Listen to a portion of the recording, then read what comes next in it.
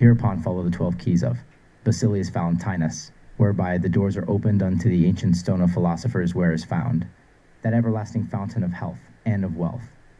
The first key, my friend, you must know that impure and defiled things are not fit for our work. For their leprosy is no help for furtherance of our work. Good things are hindered in ways that are unclean. Wares out of minds are worth their money, but if sophisticated, they are not worth. Being adulterated in their former and original quality as physicians cleanse and purge by means of physic the foul parts of the body, expelling all impurities from hence. Thus these bodies also must be purified from their impurities, that perfection may be operative in our birth. Masters require a pure, undefiled body which must not be mixed with any spot or strange matter. For strange additionals are leprosy to our metals. The king's crown must be of pure gold, a chaste bride must be married unto him. Therefore if you will work through or upon our body, then take the greedy grey wolf, which by reason of time stands in subjection unto valorous Mars. But during his descent he is a child of old Saturn, found in the valleys and hills of the world, is very hungry. Cast before him the king's body, let him feed upon it. And when he hath devoured the king, then make a great fire, cast the wolf into, let him be quite burned, then the king will be at liberty again. This being done thrice, then the wolf conquered by the lion, finding no more for him to feed upon, then is our body perfect for the beginning of work. Observe that this is the only true way convenient to cure our bodies, for the lion is cleansed by the wolf's blood, and the tincture of that blood rejoiceth mightily in the lion's tincture, because they are near kin one to another. When the lion is satisfied, then his spirit is, and his eyes cast proud rays, like the lustrous sun. His internal influence is of great ability, and good for all such things you need to apply him unto. And being brought into its due preparation, then the sons of men are beholding unto him, which were loaded with the falling sickness. And other diseases, the 10 lepers run after him, and desire to drink of the blood of his soul, and all such that are diseased rejoice greatly in his spirit. For he that drinks of this golden blood finds himself thoroughly renewed in his nature, all evil things are taken away, the blood is strengthened, the heart receiveth strength, and all the members are filled with vigor. It openeth all pores and nerves, expelling their malignities, that goodness may come into their places. My friend, you must have good care that the fountain of life be kept from muddiness. No strange water must be mingled with our fountain, else a miscreant will be brought forth, and a wholesome fish will be turned into a serpent. If by a medium of corrosive be joined, whereby our body is broken, then let that corrosiveness be washed away. Because corrosives are not to be used for internal diseases, because acidities are rather destructive, engendering disease, our fountain must be without poison. However, poison expels poison. A tree that bringeth no good fruit is cut off at the bulk, better twigs are propped into, which proppings united with the tree, then its root, bulk, and twigs bring forth better fruits, which are more wholesome. The king in the heavenly firmament walketh through all places, but in the 7th he keeps his seat, for there the kingly throne is hanged with golden pieces. If you conceive aright what I do speak, then with this key you have opened the first lock, and you have driven back the bolt. But if you cannot find any light in this, then no glass eyes will help thee, nor any natural eyes will enable thee to find out the last, which you wanted at first. Further I will not speak of this key, as Lucius Papirius taught and bid me. The 2nd key. In courts of great potentates, several sorts of drinks are found, and none like the other in smell, taste, and color, because they are of several preparations. However, most of them are drinkable, because they are fitted for several places, and are necessary for the keeping of the castles. When the sun ejaculates her rays, spreading them over the clouds, then the vulgar speech is, the sun draweth water, and it will rain, which being done often, that year proves fertile. To raise to an altitude a magnific palace, several artists and workmen must be employed, before that structure and the rooms thereof can be finished. For where stones must be used, their wood is of no use. The daily ebbing and flowing of the sea out of an infinite love, which it receiveth from above out of the starry heaven, is to that end, that countries are enriched thereby. At every return it bringeth great good unto mankind. A virgin, which is to be espoused, is set out gloriously in several garments, dressed in the best manner, that she may please her bridegroom, and the band of love may take the deeper root by a hearty looking one upon the other. And the bride joining with the bridegroom after a fiducial manner, these garments are put off, and the bride keeps only that, which at her nativity she had received of the Creator. Even so, when our bridegroom Apollo with his bride Luna is to be married, several garments must first be made clean, their heads and bodies must be well washed with water, which waters must be learned to be made by several distillings. For these waters do differ very much. Some are high, some are poor, according to the several uses they are employed unto, which I intimated when I spoke of several sorts of drinks used in princes' courts.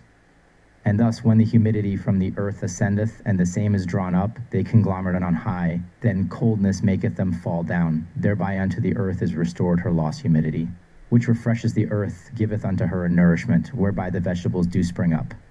Therefore some waters in their preparation must be often distilled, the abstracts must be often restored to the earth, must be drawn off again, even as Euripus doth often disgorge itself to a certain period. Note, Euripus refers to a narrow strait or channel of water with strong turbulent currents. In classical literature, the term Euripices is often associated with the Euripus Strait, located near the island of Euboea in Greece. This strait was famous in ancient times for its unpredictable and violent tidal currents, which made it a subject of fascination and metaphorical reference in various texts. The kingly palace being by several artificers and workmen raised and adorned, and the glassy sea hath finished its course, and the palace is furnished with goodness, then the king may safely enter into and keep their residence. My friend, note this very well, that the bridegroom with his bride must be naked espoused, and therefore the ornaments prepared for their clothing and necessary attires of their heads and faces must be taken from them again, must possess the grave in the nakedness, as naked they were born, that their seed might not be destroyed by strange mixture. At the closing of this, I tell thee in good truth, that the most precious water, of which the bridegroom's bath must be made, must be of two contrary fencers, or contrary materials prepared very carefully and wisely. For one fencer must drive, the others must be fitted for the fight, the one must conquer the other. For what availeth it unto the eagle, that she keepeth her nest alone in the Alps, where her chickens by reason of the snow are destroyed by frost, which is on the top of these mountains? But if you add unto the eagle the cold dragon, who had his dwelling a long time in stone cliffs and subterranean caves, where he crept in and out, both these being placed on that hellish stool, then Pluto will so strongly breath upon, expelling a fiery volatile spirit out of the cold dragon, whose great heat will burn the eagle's feathers, preparing a sweating bank, that the snow on the high tops of the mountains do dissolve and turn into water. Then the mineral bath be rightly prepared, and riches and health be bestowed on the king. The third key, water destroyeth fire, quencheth it quite. If abundance of water be poured into little fire, then fire must yield unto water, giving way for the victory unto it. Thus our fiery sulfur must with water be prepared, by art must be conquered, if so be that after the separating of the water, the fiery life of our sulphurous fume shall get the triumphing victory. But here no victory can be obtained, unless the king have bestowed strength and virtue unto his water, and have delivered unto it the key of his court color, that he be destroyed thereby, and be made invisible. However, at this time his visible form must appear again, but with great diminution of his simple essence, and great amelioration of his condition. Limners carry yellow on white, red upon yellow, or a purple color. Though all these colors are at hand, yet the last is predominant, being the uppermost in its degree. The same order must be observed also in our magisterium, which being done, then you have before you the light of wisdom, which shineth in darkness, and yet burneth not. Note, a limner refers to a painter or illuminator, particularly one who specializes in illuminating manuscripts or books. The term is derived from the Middle English word limner, which in turn comes from the Old French word enlumineur, meaning one who illuminates. These artisans were skilled in the intricate decoration and illustration of manuscripts, often using gold leaf, vivid colors, and detailed imagery to enhance texts. Be prepared, and tinge freely with its own tincture, to give a further tincture unto weak, imperfect bodies of metals. This sulfur hath not a tinging quality, unless the tincture be given to it in a fixation. For a weak one cannot victorize, the stronger steepeth down the weaker, and weak things must yield unto strong ones. The conclusion herein is this: a weak and mean thing cannot help another, which is in the same infirmity, neither can it import any furtherance to the operation of it. Can one combustible protect another, which is of the same condition? A protector must have a greater power than he whom he intends to protect, so things combustible must be defended by such, which in their fixation are incombustible. He that will prepare our incombustible sulfur of philosophers must be circumspect to seek our sulfur in a subject, wherein it lay incombustible, which cannot be, until the salt sea have first swallowed the body, and cast it up again freshly, then exalt it to its degree, that it excel with its luster all other stars in heaven, and be in its substance as rich of blood, as the pelican is in the opening of her breast, nourishing many of her chickens without the weakening of her own body. This is the rose of our masters, of a scarlet color, and the red blood of the dragon of which so many have written, and is the purple mantle of the highest commander in our art, wherewith the Queen of Salvation is clad and covered, and thereby all needy metals may be warmed. Keep this honorable mantle with the astral salt very carefully, which followeth after this heavenly sulphur. Let not any mischance befall it. Impart to it the bird's volatile quality, as much as there is needful. Then the cock will devour the fox, which is drowned in water or revived by fire, and is devoured again by the fox, where like is acquainted with the like, or like is reconciled unto unlike. The fourth key, all flesh begotten of earth must be destroyed and returned to earth again, which it was at first. Then that terrestrial salt affordeth a new birth by heavenly resurrection. For if there be not first an earth, there cannot ensue any resurrection in our work. For earth contains that natural balsam, and is the salt of those which sought for it by a knowledge of all things, or universal knowledge. The final judgment of the world will be by fire, which the great Creator at first made of a nothing, must by fire be turned to ashes again.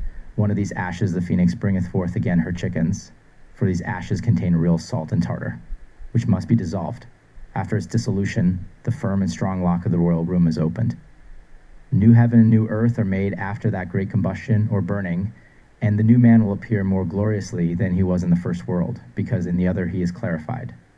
If ashes and sand be well ripened and digested by fire, then the artist turneth it into glass, which afterward melteth in the fire, and its colored is like unto a transparent stone, and looks no more like any ashes. This is a huge mystery unto ignorant men, but not so to knowing men, for they found it so to be so by their daily experience and manuals. Men burn lime of stones, to make use of them for cement in buildings. Before the fire prepareth it thereunto, it is a stone, and cannot be used for a cement, as long as it is a hard stone. Fire bringeth stones unto a maturity, and receiveth from the fire a very hot degree, whereby it is strengthened, and groweth so potent, that there is almost nothing comparable unto it, the fiery spirit of lime. Everything being reduced into ashes affords by art a salt, if you at the anatomizing of it are able to keep apart its sulphur and mercury, and make restitution thereby unto the salt, according to art. Then fire will bring it to that again, which it was before its anatomy and destruction. Worldly wise men call this a folly, counting it mere lies, called it a new creature, which to do man hath no grant of God. Themselves understand it not, that this creature hath been formerly so, and the artist sheweth its increase only by the seed of nature. This artist, which wanteth ashes, cannot make any salt for our art, because our work cannot be made lively without salt. For the coagulation of things worketh merely the salt. As salt preserveth things from putrefaction, even so the salt of philosophers protect metals, that they cannot be reduced to a nothing, unless their balsam die, and the natural salt spirit be gone. Then their body would be dead, and nothing further could be affected with it, because the metalline spirits are gone, and at their natural departing left a dead dwelling, into which no more life can be brought again. Note further, you that intends to learn this art, that the salt out of ashes is of great efficacy, many virtues are hid therein, yet the salt availeth nothing, unless his innermost be turned to the outside. For the spirit alone is it which affordeth power and virtue. The naked body is able to do nothing here. If you know to get that, then you have the philosopher's salt, and their incombustible oil, of which many have written before me great volumes. And if of these artists were ne'er so many, whose aim at me is directed only, yet few of them in their success were blessed, to fathom all virtues that lie in my breast. The fifth key. The life of earth maketh spring up vegetables, and he that saith that the earth is dead tells an untruth, for a dead thing cannot impart any liveliness to another. And the increase is at a stay in dead things, because the spirit of life is fled. The spirit is the life and soul of the earth, which dwelleth in her. Receiveth its efficacy upon earthly things from heavenly astrals, for all vegetables, metals, and minerals receive their power, increase, and nourishment from the spirit of the earth. For the spirit is the life, which is fed by astrals, which further imparts a nourishment unto growing things, as the child lay hid in the mother's womb, and is fed there by the mother. So the earth feedeth minerals also, which lie hid in her belly by a spirit, which she receiveth from above. The earth doth afford no power per se, but the living spirit, which dwelleth in her doth it, and if she should want her spirit, then she were dead, and could afford no nourishment, because from her sulphur, or fatness, the spirit is taken away, which preserveth living powers, and driveth forth vegetables and other growing things by a nutriment. Two contrary spirits may dwell together in one subject, but are still at variance, as in gunpowder, which being lighted, these two spirits fly asunder, making a great noise, fly in the air, are no more discerned, nobody can tell whither they are gone, or what they had been. if it were not known experimentally what manner of spirits they were, and in what subject they dwelled. From hence you may learn that life is a mere spirit, and all these things which the ignorant world counteth to be dead must be brought into an incomprehensible visible spiritual life, and must be preserved therein, if so be that life shall work with life. And the spirits which are fed and nourished by a heavenly dew are born of one elemental, heavenly, and earthly substance, which is called materia informis, or unformed matter. And as there belongeth unto iron a magnet, which by reason of its own wonderful invisible love is of an attractive quality, so our gold hath a magnet also, which magnet is the prima materia of our great stone. If you conceive aright of this expression, then you may be blessed with riches in this world. One declaration more I must hold forth unto you in this chapter. Man that looketh into a glass seeth the reflection of his image, but is not palpable, save the glass. The party looked into, so from this matter must be expelled a visible spirit, which is incomprehensible. The same spirit, I say, is the root of the life of our body, and the mercury of philosophers, out of which the liquid water in our art is prepared, which in its composition you must make again material, and must prepare it by certain means, from the lowest to the highest degree into a transcendent medicine.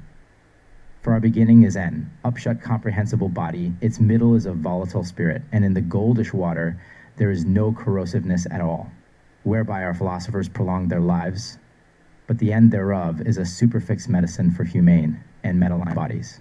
This knowledge indeed fitteth angels better than man. True, men attain unto that knowledge also, obtaining the same of God by their earnest prayers, thankful unto him for it, and beneficial to the needy. At the closing I tell thee for a certain truth that one work must beget the other. For our matter at the beginning of our work must in the best manner be purified, then opened, broken, and destroyed, and reduced to dust and ashes. All this being done, then make of it a volatile spirit as white as snow, and another volatile spirit as red as blood. These two spirits contain a third, and yet are but one spirit. These are the three spirits, which preserve and increase life. Join these together, minister to them their natural necessary meat and drink, keep them warm in the bed of wedlock to their perfect birth. Then you will see and find what the Creator and nature hath allowed for you to know. And know that I never made so plain a revelation. God hath incorporated more operation and wonders into nature than thousands may give credit thereunto. There is a seal and lock set before me, to say no more, that others also may write of marvelous things, which naturally are permitted by the Creator, which ignorant men count to be supernatural. For natural things have their first beginning from supernatural ones, yet both together are found to be merely natural. The sixth key. Man without a woman is but half a body, and so the woman without the man is but half a body neither, for each apart can produce no fruit. But living together in a matrimonial way, then is their body perfect, and by their seed they may expect an increase. If too much seed be cast on a ground, that acre is overburthened, no firm fruit can be expected, and if there be too little of the seed, then is the fruit thin also, the weeds grow then abundantly. From thence also no great goodness can be expected. He that will not burthen his conscience with any sins in selling of wares, then let him be just in his dealing, having just measures and just weights, then he avoids men's curses, and gets the prayers of the poor. In deep waters men are easily drowned, and shallow waters are soon dried up by the heat of the sun, and are good for nothing. For the obtaining of a wished aim and scope, care must be had, that a certain measure or quantity be taken in the conjunction of the philosophic liquid substance, that the greater quantity does not overlay the lesser part, and be suppressed thereby, and the increase and growing of it be obstructed. Let the lesser be not too weak for the bigger, let there be an equal domination. Too much rain spoils the fruit, and too great drought hindereth true maturity. Therefore, if Neptune hath prepared a perfect water bath, then take a just quantity of your aqua permanens. Have a care you do neither too much nor too little. A dry, combustible, fiery man must be fed with a white swan. These must kill each other, and both must revive again. And the king of the four corners of the world must possess 3 parts of the unshut dwelling of the fiery moist. Then the swan's song may be heard. When she harmoniously sings her farewell, then the roasted swan will be a food for the king, and the fiery king will be in great love with the pleasant voice of the queen, and embrace her friendly out of a great love, and take his fill of her. Both will vanish and enter into one body. They say 2 men can master a third, especially if they have elbow room to vent their malice. Hereupon you are to know from a true ground that a double wind must come, called Volturnus, then a single wind, called Notus. These come rushing from the east and south, and will keep a stir. being robbed, and the blowing, or motion allayed, and the air is turned into water, then you may consider that a spiritual one will become a bodily one, and that the number by the 4 seasons of the year in the 4th heaven will predominate after the 7 planets have finished their ruling, and will finish its course in the nethermost dwelling of the palace, and will hold in the highest fiery examine. Then the 2 which went forth suppressed the 3rd and consumed him. Here in our mastery is requisite an exact knowledge, for the division and conjunction must be rightly hit, if so be you intend to get riches by your art, and the scales must not be falsified by unequal weights. This is the rock spoken of in this chapter, that you must finish it without any defect by the artificial heaven, with air and earth, with the true water and sensible fire, setting in equal weights, whereof I inform you really. The 7th key, natural calidity preserveth man's life, for when natural heat is gone, then the life is at an end. Natural fire, being moderately used, is a defense against cold, but an immoderate heat is destructive.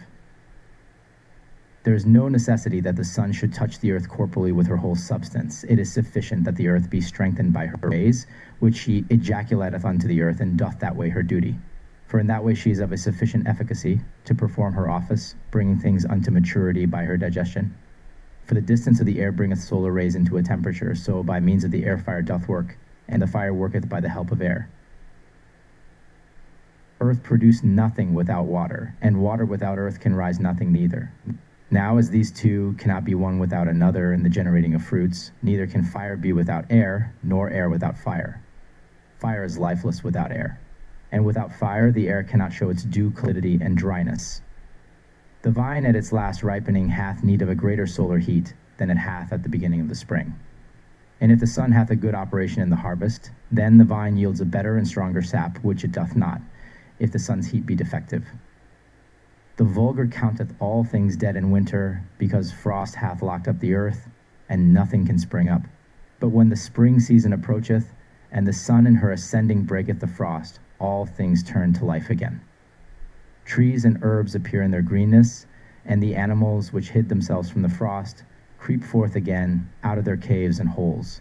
Vegetables afford their new fragrance. Their operation is apparent in their pleasant blossoms of several colors. Then the summer worketh further, brings these blossoms to further ripeness into fruits, upon which ensued a rich harvest, for which thanks are due to the Creator, which brings these periods unto nature. Thus 1 year worketh after the other, so long till the architect thereof pulls them down. And the inhabitants of the earth be exalted by the glory of God, then all earthly nature will be at an end in her working, and in its place there will be an infinite eternal one. When the sun in her goes farther off from us, she doth not dissolve well the great snow, but approaching nearer to us, the air grows warmer, and the snow is easily melted and being turned to water. It is gone, for the weaker must give way unto the stronger. The same order must be observed in the government of the fire, that the moist liquor may not be thoroughly dried out too suddenly, and the philosophic earth not too soon melted and dissolved, else your whole mass would turn into scorpions. And if you intend to be a right minister in your office, then take first your spiritual water, on which the Spirit moved at the beginning, shut the door of the stronghold upon him, because this heavenly place will be besieged by earthly enemies. Your heaven must be guarded with 3 bulwarks, only one entrance must be strongly guarded with a watch. All this being finished, then kindle the light of wisdom, and look for your pen which you lost. Let the light be of that bigness, as you see there is occasion for. For you must know that creeping beasts and worms have their dwelling in a cold and moist earth. Their condition and nature leads them thereunto. But man's habitation is upon earth, according as his temper and mixed conditions requireth. But angelical spirits having not an earthly, but an angelical body, not being in subjection unto a sinful flesh, as men are placed into a higher station, are able to endure both heat and cold in the upper and nether region, without any molestation. And when man is clarified, then will he be able to do like the heavenly spirits. God ruleth heaven and earth, and worketh all in all. If we prove good governors of our souls, then we shall be God's children and heirs, to accomplish that which is impossible for us to do now, which cannot be done, unless all the water be thoroughly dried out, and heaven and earth together with the man be judged by fire. The 8th key, no flesh, be it of man or of beast, can bring any further increase or propagation, unless it come first into putrefaction. So all vegetables, unless their seeds be brought into putrefaction, cannot be augmented. Many beasts and worms are generated by putrefaction. This mystery in nature deserves admiration. Nature permitteth this, because this living increase is for the most part found in the earth, which with other elements are so raised by spiritual seeds. To prove this with examples, women in villages know to give instances in that particular. For these cannot hatch any chickens, unless they put the eggs into putrefaction. If bread be put into honey, then the ants are bred, which is one of nature's mysteries.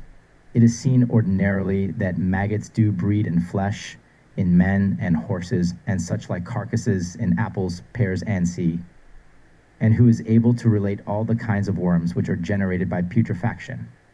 Some vegetables also grow in certain places, where never such grew formerly, nor were they sowed in those places, only by putrefaction they were produced. The reason of it is that the earth in such places is inclined thereunto, and is impregnated thereby, which the sidereal qualities have infused, and wrought a seed into, especially, which seeds putrefy in the earth, and by the elemental operation do generate a corporeal matter according to that matter's quality. Thus the astrals together with the elements may raise a new seed, which was never before any, which possibly by a further putrefaction may be increased. But unto man is not so much granted as to stir up a new kinde of seed, because the operation of the elements and the sidereal substance he hath not at command, to fashion what he pleaseth. Thus several sorts of herbs are generated merely by putrefaction, and whereas the country people holding it a mere custom, do not take it into a further consideration, nor imagine they any cause for it. Therefore, among the vulgar is it become merely a customary business. But you, which ought to know more than ordinary people, must consider further of it, and learn to know the cause and ground thereof how, and from what these living creatures are generated by putrefaction, not to know it because it is usual, but rather to know it is a mystery in nature, because every life cometh from putrefaction.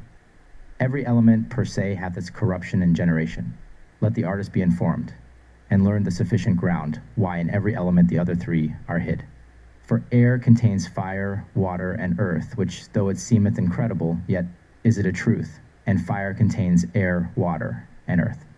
And earth contains water, air, and fire, else they would not generate. Water also contains air, earth, and fire. Though every element is per se, yet are they mixed, all which is found true at distillings, when these elements are thus separated. To make this appear to the ignorant, which may cry out, that I speak merely lies. If you intend to learn the anatomy of natural things, and to separate the elements, I tell thee for truth, that at the distilling of earth there cometh first the element air, being the highest, then in a certain progress. There comes the element water, the fire lay hid in the air, because both are of a spiritual substance, love and embrace one another entirely. The earth remaineth in the bottom, in which lay hid the glorious salt. When you distill any water, air and fire cometh over first, then the water, the body of the earth abideth in the bottom. The element fire, if it be driven into a visible substance by extraction, each may be received apart. In like manner, in the air the other three elements do dwell. For none of these can be without air. Earth cannot produce nothing without air. Fire doth not burn, nor hath it any life without air. P. Neither can water produce any fruit without air. Neither can air consume anything, nor exsicate any moisture, unless it be done by a natural heat, which is in the air. Being heat and warmth is found in the air, therefore needs must the element of fire be in the air. For all hot and dry things are proper for the fiery substance of things. He that denieth this truth understandeth nothing in nature's mysteries, neither doth he know any ground of their properties. You must conceive if anything shall be generated by putrefaction, it must be in this manner. Earth is brought by a secret moisture into a corruption, which is the beginning of putrefaction, for without moisture, which is the element water, no true putrefaction can happen. Now, if any breed shall come from thence, it must come from a warm quality, as the element's fire must kindle, and spread itself, for without a natural heat nothing can be generated. And if that breed shall have a living breath and motion, the same cannot be without air. For if air should not be cooperative, then the first composition out of which the breed should come would be choked and perish, by reason of want of air. Thus you see plainly that perfect creatures cannot be without any of the four elements, the one shewing its operation in the other, which they produce in and at putrefaction, for from henceforth nothing can be brought to life without the same. To make this appear to be true, that to a perfect birth and generation there are requisite all four elements. Then note that as Adam, the first man being created by the creator of a limus there appeared not as yet any sensible life, before God had breathed on him, Then a life appeared in that clod of earth. In that earth was the salt, that is the body. The inbreathed air was mercury, the spirit. By this inbreathing, the air presently afforded a dew, and convenient calidity, which was sulfur, that is fire, when it stirred. Adam shewed by this stirring that there was infused into him a living soul. For fire cannot be without air. The water was corporated in the earth, because they must be together of necessity, else no life, and must stand in an equal proportion. Thus Adam was first builded and begotten out of earth, water, air, and fire, of a soul, body, and spirit, raised of mercury, sulfur, and salt. So Eve, the first woman, the mother of us all, was of the same composed, being taken from Adam. Thus Adam and Eve were builded, which you must know very well. To come now again unto putrefaction, the seeker in philosophy is to know that in like manner no metalline seed can work nor be augmented, unless that metalline seed be first in, and of itself without any strange addition or mixture may be brought into a full putrefaction, no more than the seeds of animals and vegetables can bring their increase without putrefaction. The same metals also must reach unto their perfect operation by the help of the elements. Not that the elements are the seed, but the metalline seed, which had its descent from a heavenly astral elemental substance, and has come to a corporality, and must by the elements be further brought into such corruption and putrefaction. Note this also, wine contains a volatile spirit, whose distilling its spirit cometh first, and its phlegm at last. But wine being by continued heat turned into vinegar, then its spirit is no more so volatile as before. And at the distilling of vinegar, its phlegm and aquosity cometh first. And its spirit at last, though the same matter be in the vessel, yet its condition is altered, being no more a wine, but by putrefaction is transmuted into vinegar. And that which is extracted from wine is of another nature and operation than that which is drawn from vinegar. For if batrum antimony be extracted with wine or spirit of wine, it causeth many stools by purging, and vomit also, because its venom is not yet quite broken nor destroyed. But if antimonial glass be extracted with distilled vinegar, that extraction is of a deep color. This vinegar being abstricted in calcination, and the yellow sulfur powder being well dulcified with distilled water, to get off all its acetory, then you have a sweet powder, which causeth no more any stools, but as a rare medicine of admirable efficacies, may well be held for miraculum medicinae. This wonderful powder in a humide place doth dissolve into a liquor, which in surgery is of great use and efficacy, curing symptoms without causing any pains at all unto the parties, of which enough at this present. At the closing of this note, this principally, that there are heavenly creatures begotten, whose lives are preserved by astrals, are fed by the four elements, afterward they die, and putrefy, which being done, the astrals, by means of the elements, infuse into these putrefied bodies again a life, which may turn again to a heavenly one, which sets up his habitation in the highest place of the firmament, which being done, you shall see that the life and body of the earthly is consumed by the heavenly, and that earthly body is entered into a heavenly one. The ninth key, the highest planet of heaven, Saturn by name, hath in our magisterium the least authority, and yet is the chiefest key of the whole art, and is set on the lowermost step. Though he winged himself by a nimble flight to the highest altitude beyond all lights, however, at the clipping of his feathers he must be brought to the lowest mire.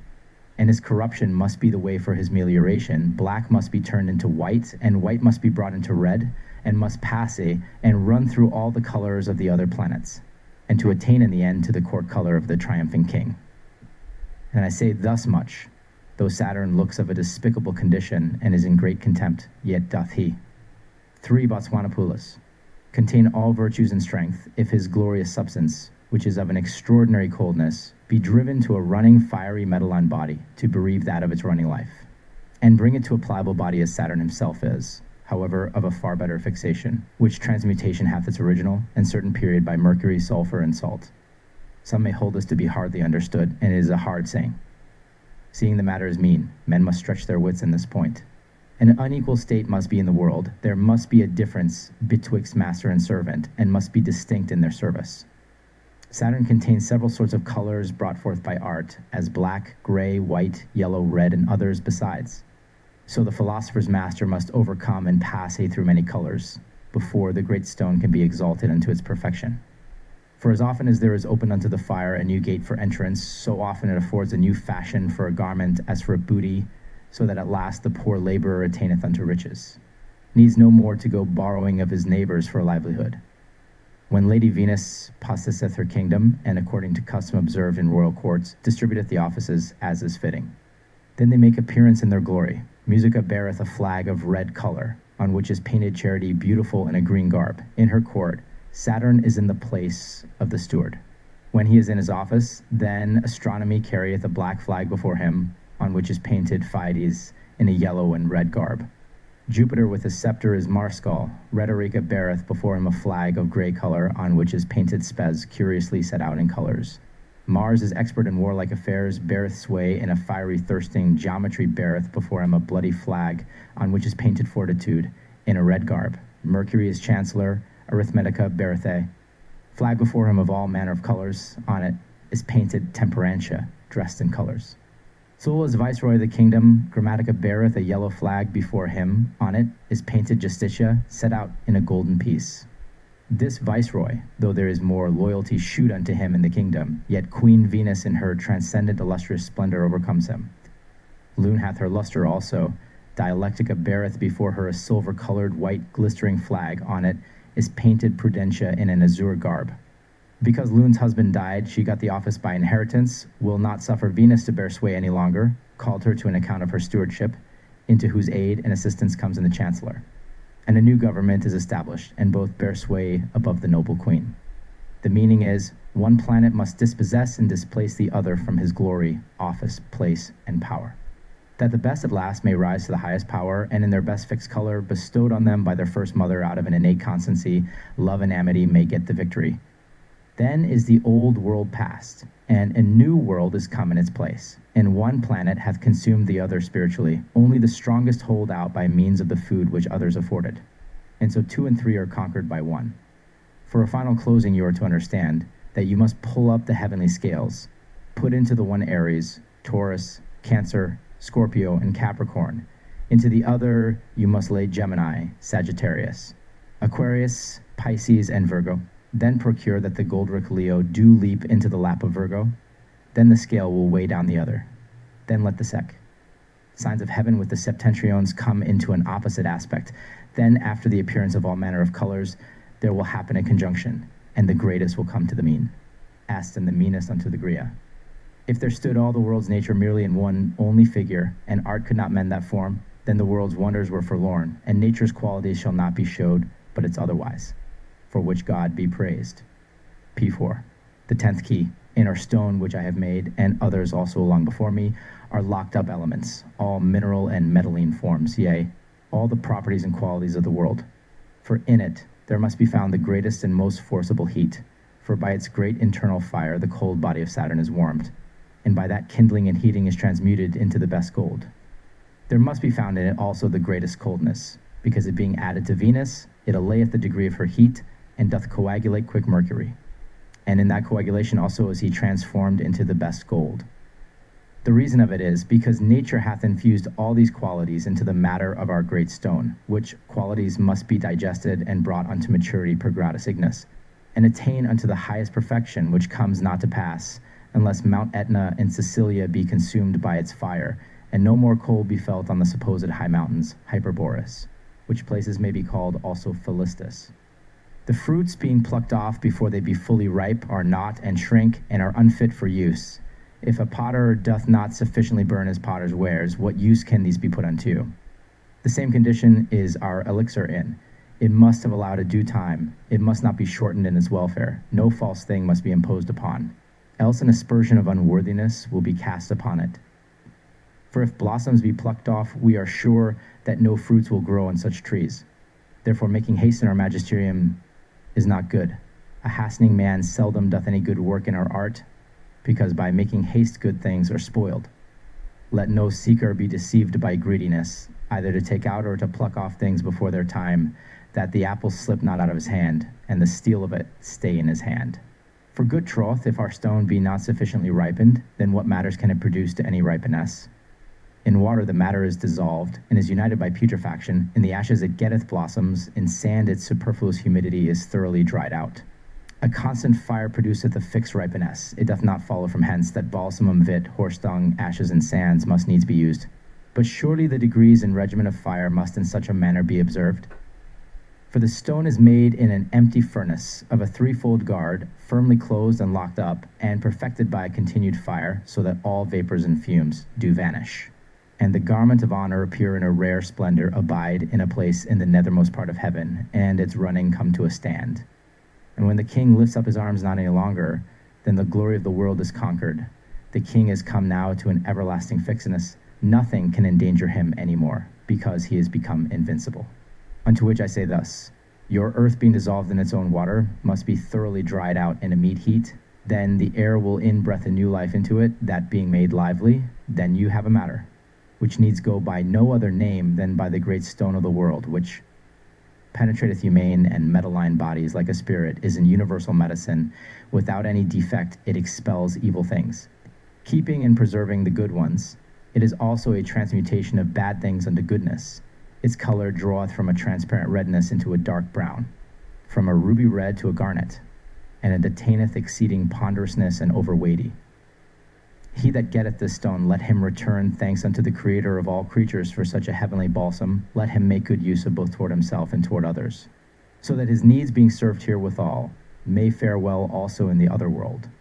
God be praised for his unexpressible benefits forevermore. Amen. The 11th Key. This key intimateth our great stone's augmentation, which I hold forth unto thee by way of comparison. There dwelt in the Orient an excellent champion called Orpheus, which was mighty rich, and had great dominions. He took in marriage his own sister by name Eurydice, made use of her as his wife. Because he could not get any issue by her, the cause whereof he thought to be the sin, he committed in choosing his own sister to be his wife. He besought the highest constantly in great earnestness, wrestling with him for a blessing in that kinde.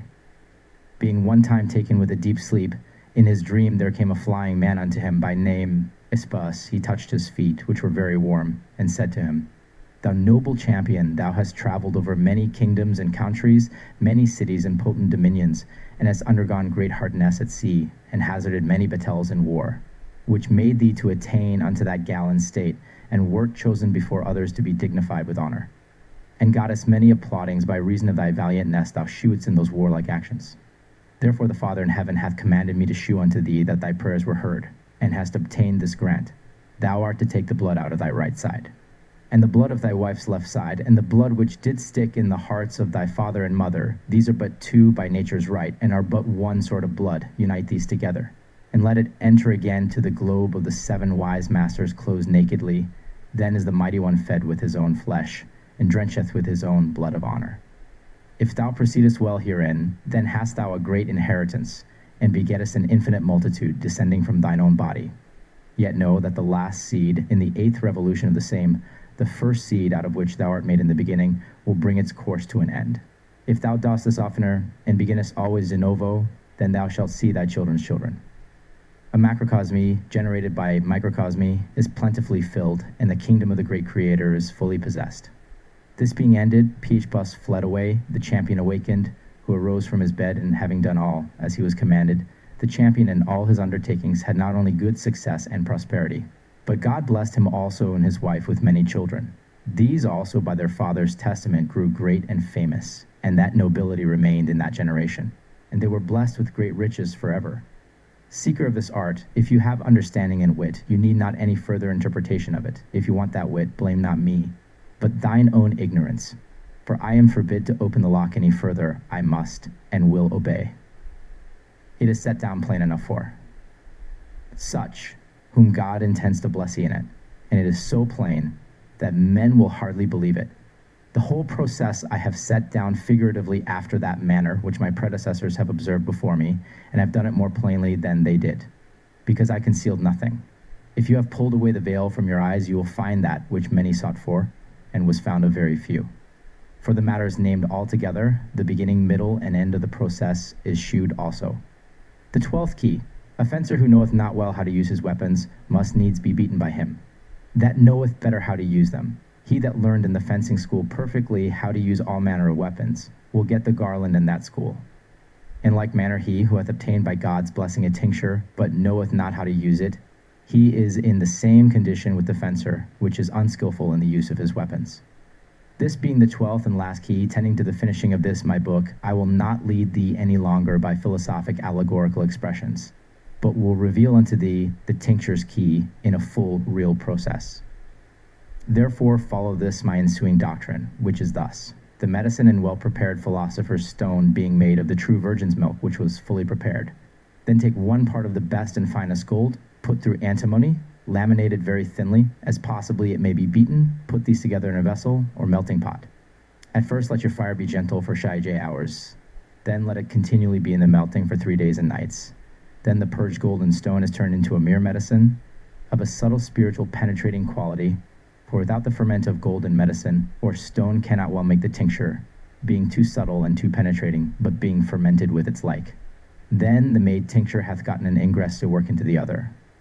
Then take 1 part of the prepared ferment to 1,000 parts of melted metal, which you intend to triage. I tell you for certain truth, all will be transmuted into perfect fixed gold, for the one body willingly embraceth the other, though it be not of the like, yet joineth with it by force, and must be like unto it. And like must be gotten of like. He that maketh use of this means, to him are revealed all fixations. The porches at the ends have their issues. No creature comparable unto this subtility. It is all in all, according to its natural descent contains, and possesseth all what may be found under the sun. O beginning of the first beginning, consider the end of the end. Of the last ends, consider the beginning. Forget not, remember the middle in all fidelity. God the Father and Holy Ghost grant unto you things needful for your spirit, soul, and body. Of the first matter of the philosopher's stone. There is found a stone, which is not dear, out of it is drawn a flying fire, of which the stone itself is made of white and red, together joined. It is a stone, and not a stone, in it nature worketh alone. Out of it springs a fountain clearly, which drowns its fixed father justly. His life and body is both devoured, at last his soul to him is restored. To whom his flying mother is become like, in his own kingdom. Himself also in quality, and might have gotten a greater strength, the son in old age doth excel. The mother which is made volatile by Vulcan's art, but first however by the spirit must be born the father. Body, soul, spirit, consistent two, the whole business goeth to and fro. Comes only from one, which is merely a thing that fixed to flying matters fully. They are 2 and 3, and ye but one conceive of it right, else you hit none. Set Adam into a water bath, in which Venus her fellow hath, which the old dragon hath prepared, whereof his strength could not be stored, is nothing else, saith one Philosophus, but a duplicate Mercurius. I say no more, you heard its name, blessed is he, to whom is well known. Search into it, spare no pains, in the end you will find the gains. Finis.